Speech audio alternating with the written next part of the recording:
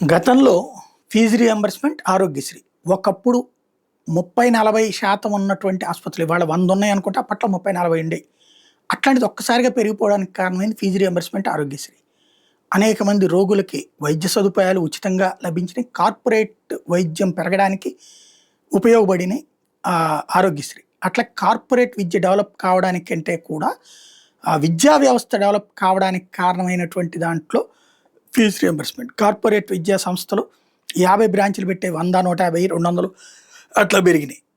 ఓ రకంగా చెప్పాలంటే ప్రభుత్వ విద్యని ప్రోత్సహించేటటువంటి క్రమంలో మిస్ అయ్యి ప్రైవేటు విద్యను ప్రోత్సహించుకొచ్చాడు ఆ రోజున రాజశేఖర రెడ్డి. అది కొనసాగుతూ ఈ సంస్థలన్నీ కూడా జగన్ వచ్చిన టైంలో విపరీతంగా ద్వేషించారు, దూషించారు. దానికి కారణం ఏంటంటే బిల్లులు లేటు. చంద్రబాబు టైంలోనూ కూడా బిల్లులు లేట్లేదు. చంద్రబాబు టైంలో బిల్లుని జగన్ కట్టాడు. కానీ వాళ్ళు ఏంటంటే కట్టని టైంలో తెలుగుదేశం పార్టీ ఎలా కట్టడి చేయాలో తెలుసు.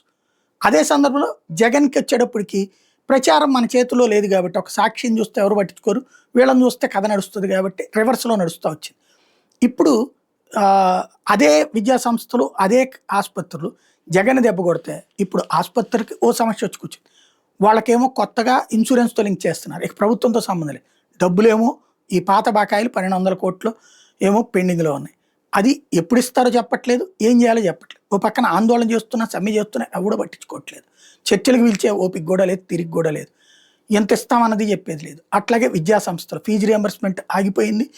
అప్పుడు 100 కట్టాం అంటూ జగన్ని తిట్టుకుంటూ కూర్చుంటున్నారు తప్పించి కట్టట్లేదు. అక్కడ సర్టిఫికెట్లు అయిపోయి 1 ఇయర్ నాశనం అయిపోయారు. మళ్ళీ సర్టిఫికెట్లు అయిపోయి ఇప్పుడు స్టడీస్ ఎడ్యుకేషన్ జాయిన్ అవ్వడమే తగ్గిపోయినటువంటి పరిస్థితి.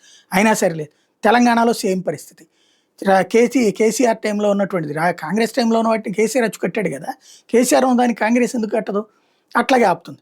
అక్కడ ఉద్యమాల బాట పడుతున్నారు. ఆసుపత్రుల సమ్మె, ఇటు కాలేజీల సమ్మె. బట్ 2 రాష్ట్రాల్లో ప్రభుత్వాలు పట్టించుకోవట్లేదు. ఈ 2 రాష్ట్రాల్లో కూడా ప్రభుత్వాలు మారడానికి వీళ్ళిద్దరే ప్రధాన పాత్ర పోషించారు. తమ దగ్గర చదివే విద్యార్థుల తల్లిదండ్రులు మోటివేట్ చేశారు. తమ దగ్గరకు వచ్చే ఆసుపత్రులను పేషెంట్స్ వాళ్ళ కుటుంబాన్ని మోటివేట్ చేశారు ప్రభుత్వాలకు వ్యతిరేకంగా. తీరా చూస్తే ఇప్పుడు అదే రివర్స్ అవుతుంది.